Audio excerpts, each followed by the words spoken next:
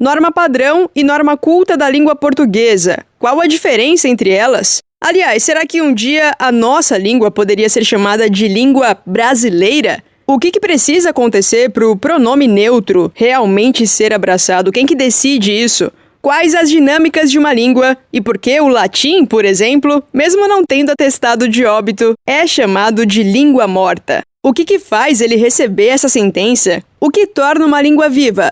Para falar sobre tudo isso, conversam comigo novamente a Maria Emília Oliveira Carleto, que agora está estudando linguagem, sujeito e discurso no mestrado da Universidade Federal de Uberlândia, e a pedagoga doutora em educação pela Universidade de São Paulo, Olíria Mendes Gimenez, que também fez letras depois. Eu sou Josiele Ingrid, jornalista na diretoria de comunicação da UFO, e esse é o terceiro episódio dessa série que a gente está fazendo aqui no Ciência ao Pé do Ouvido sobre a nossa língua. Antes de a gente seguir, eu vou só te lembrar que a gente tá em tudo quanto é canto, viu? No Deezer, na Apple Podcasts, no Spotify, no Breaker, Rádio Public, Google Podcasts, até na Amazon, que é super recente, onde você quiser ouvir. Então, na plataforma que você mais gosta de usar, segue a gente por lá, você não paga nada por isso, é super rápido e dá um gás pra gente do lado de cá. Quer fazer uma crítica, algum comentário, sugestão, tem uma pergunta e acha que seria bacana ouvir a resposta direto da boca de um cientista? Manda áudio pra gente. O nosso WhatsApp é 9966-2021. DDD 34, tá? Manda áudio que a gente te responde. Na descrição desse episódio, você já sabe, tá detalhado o que acontece em cada minuto.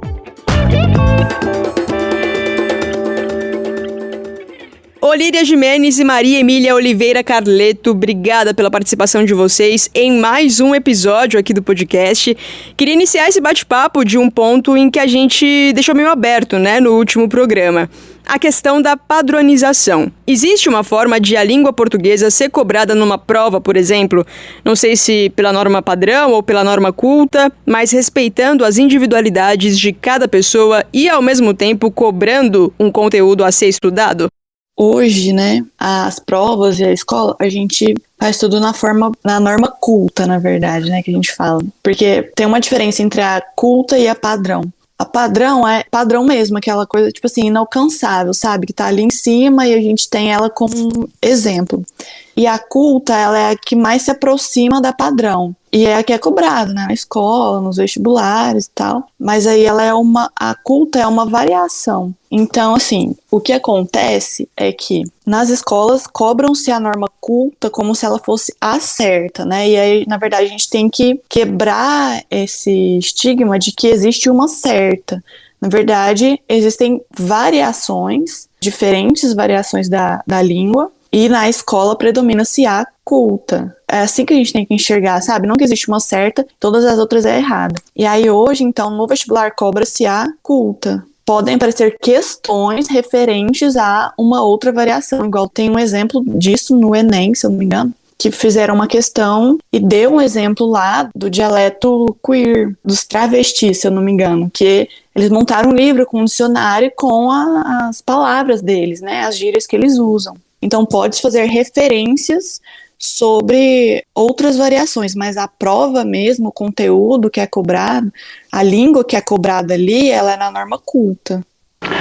Eu acho que essa pergunta, ela cabe mais na educação básica, né? Como que você pode flexibilizar esse conteúdo programático de forma a abranger esses sotaques e essas variações linguísticas do nosso país? Eu acho que ele é mais pontual na educação básica do que nas provas, nos exames admissionais das universidades, né, das instituições federais de ensino. Porque vai ser cobrado mesmo, né, vestibulares e Enem é cobrada a norma culta como exigência, né, de produção textual, né, inclusive as redações, elas são bem frisadas isso, né, na correção. Não sei se a Maria Emília ainda corrige. Você corrige ainda? Corrige. Nessa luta. Então é bem cobrado a utilização da norma culta da língua portuguesa, né? E as outras suas, questão de gramática, né? Ortografia, isso tudo é bem pontuado, né? Na hora de correção. Mas eu acredito que na educação básica, principalmente de 1º ao 5º ano, né? No ensino fundamental 1, o professor tem mais flexibilidade, né? e poderia, né, mas não faz, respeitando ou valorizando a riqueza cultural existente na sua sala de aula. Aí poderia ser, se eu tenho uma sala de 1º ao 5º, com algumas crianças que vieram de outros lugares, por que não fazer representações, fazer uma espécie de teatro, né, mostrando como que é a cultura da cidade, do local onde ele morava, de onde ele veio, se não for a origem dele, porque temos que pensar que recebemos crianças, mas não que todas as crianças são daqueles lugares, talvez são crianças que passam por aqueles lugares, mas não é a origem. Isso nós temos o quê? O pessoal de circo, ele fica determinado tempo naquela cidade, vai para outra cidade. Então ele é um passante naquela escola. Temos os ciganos, que eles se mudam, temos outros tipos de crianças e de grupos que não se fixam naquela cidade por muito tempo. A zona rural é assim, porque vem aquela família para trabalhar naquela lavoura, para colher aquele produto. Acabou a colheita, eles vão para outros lugares. Então existe aquele itinerário que não é fixo, né? Eles não são residentes fixos naquele local, mas que podem contribuir com a sala, mostrando, apresentando como que é a cultura daquele lugar de onde você veio. Seja a cultura gastronômica, seja a cultura do seu falar, do seu gostar, né? Igual tem a literatura de cordel. Aqui você não encontra literatura de cordel. Eu trouxe literatura de cordel quando eu fui a João Pessoa e achei vários caderninhos de cordel numa revistaria que tem na beira da praia. O que eu tive eu comprei, porque aqui, nossa, achei, não tem aqui. Assim, eu conhecia, mas eu nunca tinha pegado, sabe? No papel, folheado, assim. Então, quando você mostra para uma criança que existe outro tipo de leitura, nossa, olha só o potencial. Então, tem literatura de cordel onde vai, trazer qual que é a música mais, assim, tocada naquela sua região. Igual tinha aquela dupla, parecia gêmeos, do que fazia rimas, né? Do pandeiro, que eu esqueci também o nome, só peço para guardar o nome. Então, isso vai agregar valor à sua aula e vai agregar cultura à sua sala para aquelas crianças, porque elas foram em outros lugares sem sair da sua sala de aula. Eu trabalhei numa escola que a gente fazia a feira, uma feira cultural, e um desses anos a gente reuniu os meninos da escola e dividiu por grupos. Cada um ia apresentar uma região do Brasil. Eles escolheriam, ou era da moda daquele lugar, a comida daquele lugar, a representatividade daquele lugar. Eles conheceram o Brasil inteiro, as 5 regiões, de todos os aspectos, porque teve churrasco, era do italiano também, então era do mundo. Então teve a pasta, o macarrão, várias coisas, e os meninos tinham que apresentar no stand deles pontos que referenciavam aquilo que eles estavam mostrando, se era comida, sobre a comida, se era roupa, no desfile de roupa, não só a vestimenta, mas falar sobre a história daquela vestimenta, daquele povo. Então isso agrega, isso é uma forma de que você está ensinando o conteúdo de uma outra forma que respeite e valorize as variações linguísticas e a sua regionalidade daqueles que estão participando. Eu acho que aí na educação básica você tem como uma forma mais flexível de você fazer essa movimentação. Para quem acompanhou a fala da Olíria e se interessou aí pela dupla do pandeiro, se eu não estiver enganada, é Caju e Castanha, depois só procurar. Seguindo, o Túlio Daniel mandou pra gente uma dúvida que talvez muita gente também tenha. Como uma única língua consegue se diferenciar tanto, como o inglês americano e britânico, ou o português de Portugal e do Brasil? Algum dia elas poderão ser consideradas línguas diferentes e talvez passarmos a usar a língua brasileira, por exemplo? Sim, Túlio, existe essa diferenciação, né, pela questão histórica que a gente já vem falando. Todas essas diferenciações que a gente tem na língua se devem a essa questão histórica. E aí, lembrando de novo que são séculos de modificação, né? Não é de um dia para a noite. Não por isso que a gente tem essa mesma explicação, mas é porque, como a gente mencionou, a língua é viva e ela vai modificando. Então, os portugueses, quando vieram para cá, eles tinham a língua deles lá na Europa, né? Mas chegaram aqui no Brasil e aí eles deram de cara com outros habitantes com uma outra língua, então precisou se adaptar essa língua. A gente tem no português palavras de origem indígena, palavras de origem africana, palavras de origem espanhola, palavras de origem portuguesa. Então aí formou-se, né, a variante do português do Brasil. E pode sim acontecer de que em algum momento, daqui a algumas centenas de anos, a gente tenha a língua brasileira diferente da língua portuguesa. E por que isso vai acontecer? Pelo mesmo processo que tem acontecido todas essas variações ao longo dos séculos. Os falantes, eles vão se modificando, né? A língua, enquanto tem alguém para se comunicar nessa língua, ela está viva. Então, tem alguém criando novas palavras, tem novos sotaques, tem novas gírias, e isso vai se acrescentando. E aí, como a gente citou até o exemplo lá do vós-me-sé e do você, essa diferença ela teve porque, ao longo dos anos, viu-se que vós-me-sé era uma palavra muito grande. Então, não, vamos encurtar isso daqui, e foi virando você.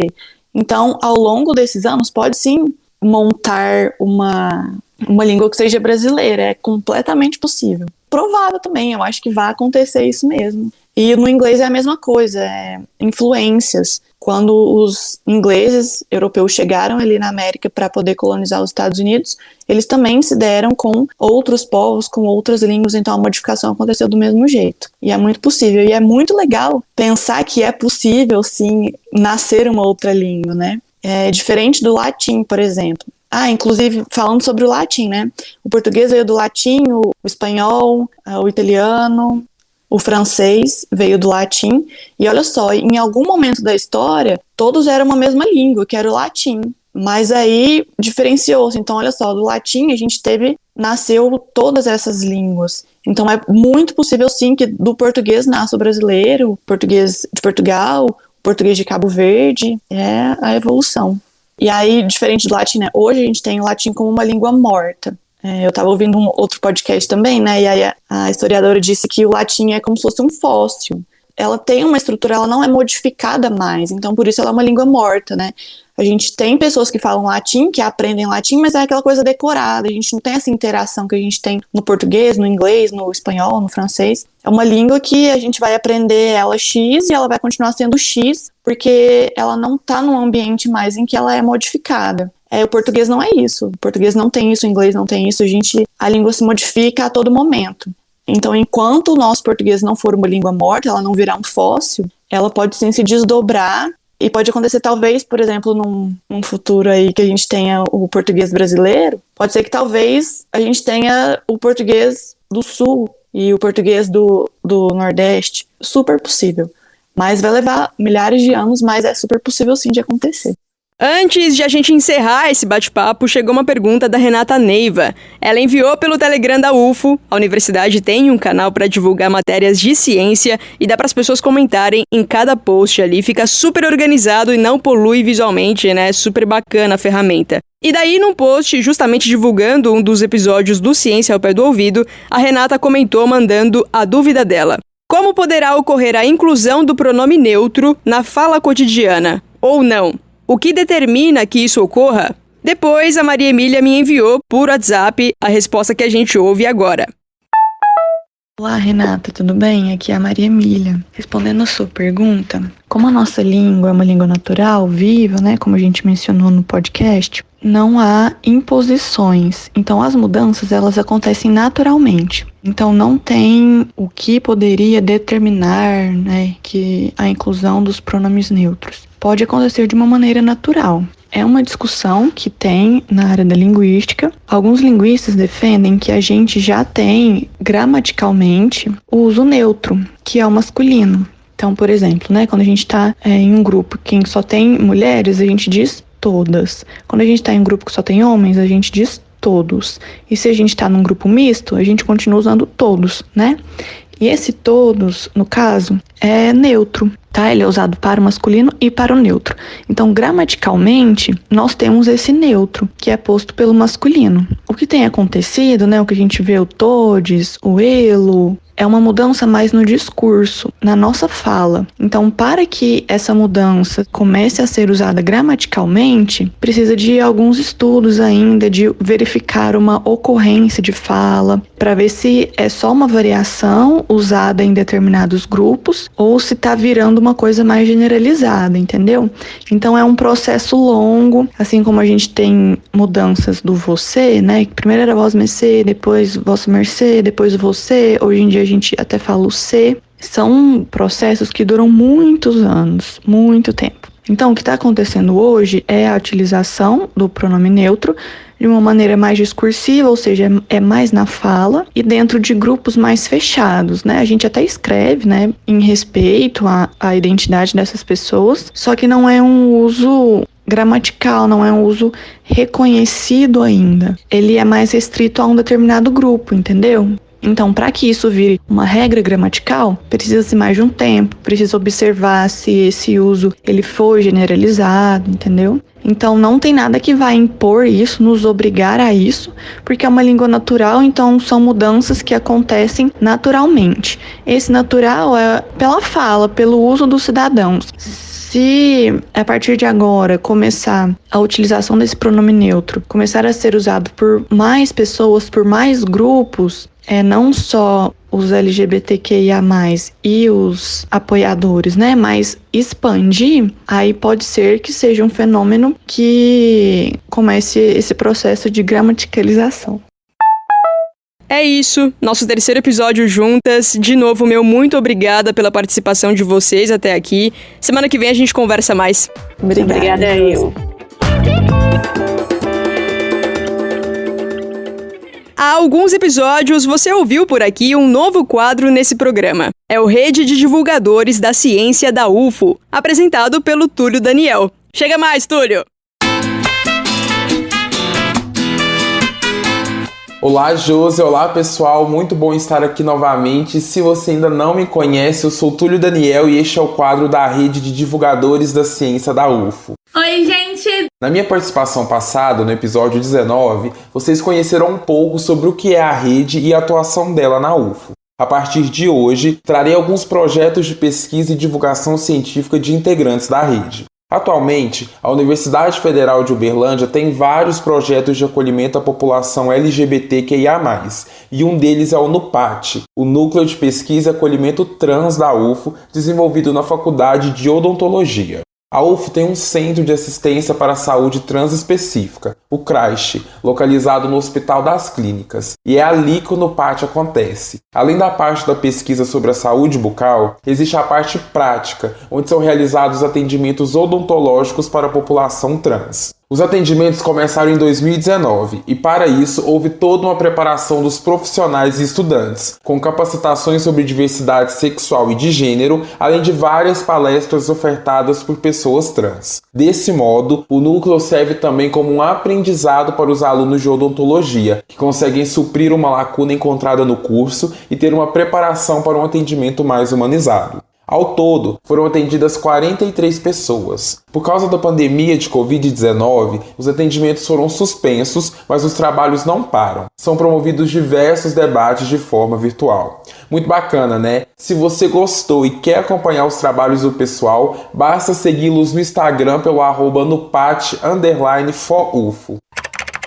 Vale lembrar que se você faz divulgação científica e ainda não é integrante da rede, basta mandar um e-mail para comunicaciência@ufo.br ou uma mensagem nas redes sociais do Ciência ao Pé do Ouvido que a gente responde. E claro, não deixe de acompanhar tudo o que rola na Ciência da UFO pelo nosso canal no Telegram. É só pesquisar por Comunica Ciência UFO. Até mais, galera. Obrigado, Josi. Relembrando que onde você quiser nos ouvir, a gente tá. No Deezer, na Apple Podcasts, no Spotify, no Breaker, Rádio Public, Google Podcasts, na Amazon, você que manda. Se você gosta do programa, segue a gente, é super rápido e de graça. Se você quer falar comigo, com a equipe, eu tenho uma dúvida e gostaria que um cientista respondesse no nosso WhatsApp 9966-2021, você manda áudio, deixa tudo claro por lá que a gente te responde. 9966-2021, o DDD 34, tá?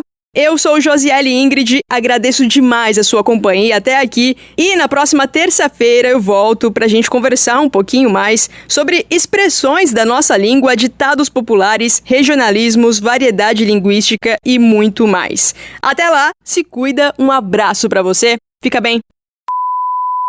O Ciência ao Pé do Ouvido é um podcast da Divisão de Divulgação Científica da DIRCO, a Diretoria de Comunicação da Universidade Federal de Uberlândia. A coordenação é da jornalista Dielen Borges. Toda a comunicação imagética dessa temporada está por conta da Viviane Aiko, estudante de design e estagiária. A divulgação dos episódios nas mídias sociais e colaboração geral está comigo, Rodrigo Souza. Eu estudo jornalismo e também faço estágio aqui na UFO.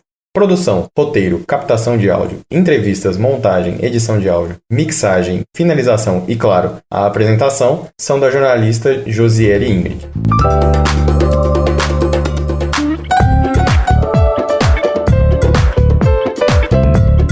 Ciência